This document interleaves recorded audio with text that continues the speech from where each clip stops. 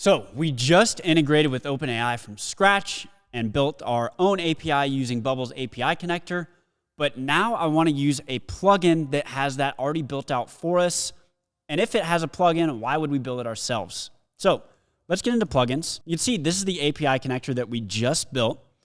But if someone went ahead and built a plugin, because anyone can upload and build plugins for Bubble. So let's see if somebody was nice enough to have built a ChatGPT plugin. You can see that a bunch of people have built plugins. I mean, there's a whole list of ChatGPT plugins, and they're all going to be a little bit different. But let's select one that I like. We'll select this. You can see, based on the installs, how much other people like them. So we'll install that. Done. And then you can see it kind of lists out, again, this is somebody not from Bubble that wrote out this description and gave us all of these actions. I mean, look how many actions that they made. This is like a very robust plugin they built for us. Now you're gonna wanna get your API key, and that's all you need to make the plugin work. Simply just type in bearer, and then you'll have your API key. Now notice there is a dev and a regular. So let's talk about that for a second.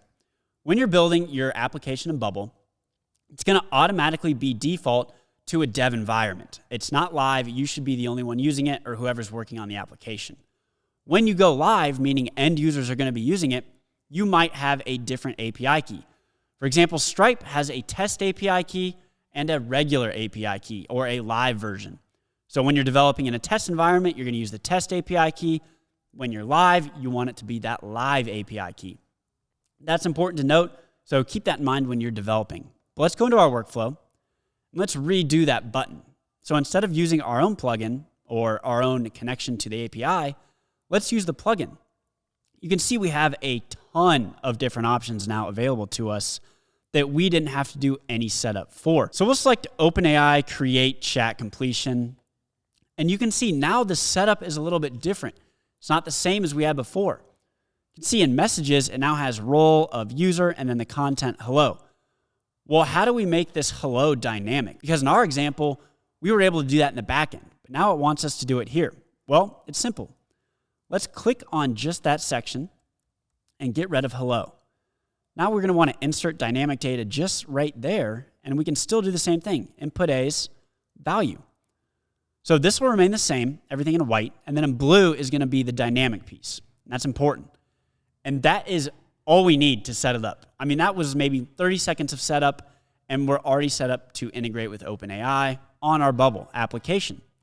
But let's set our state element again, or our state variable. Let's set the state, select the group A elements and our AI response. And again, here for the value, we're just gonna select the result of step 1, like we did previously, and then the body's choices, the first item, and then we have the message content. It should highlight blue, meaning it's accepting that value. We'll close and we'll come to preview, and it should be working right out the box with little to no setup. So let's see. What color is the sky? Submit, and we'll run through this again together. We'll run next. We can see it does take that dynamically. So we have our input A's value. If we click on that, see what color is the sky. We'll run next, and you can see we already have our response. So we did get it in that first item. Let's look at the whole thing together. See all of the options we have, and then we can come to body's choices.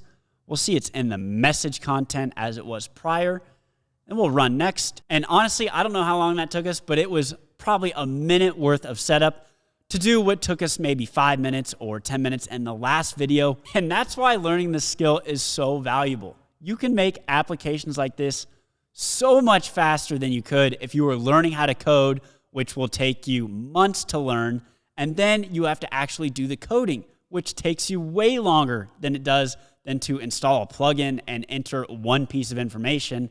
Now we have ChatGPT on our own application. It's so much faster, trust me. Now at this point, if you've been watching and you haven't yet taken a break, go outside, touch some grass, get some sunlight, get a coffee, and then let's continue into the next lesson because we're very close to getting to our capstone at the end of this module. So I'll see you in the next one.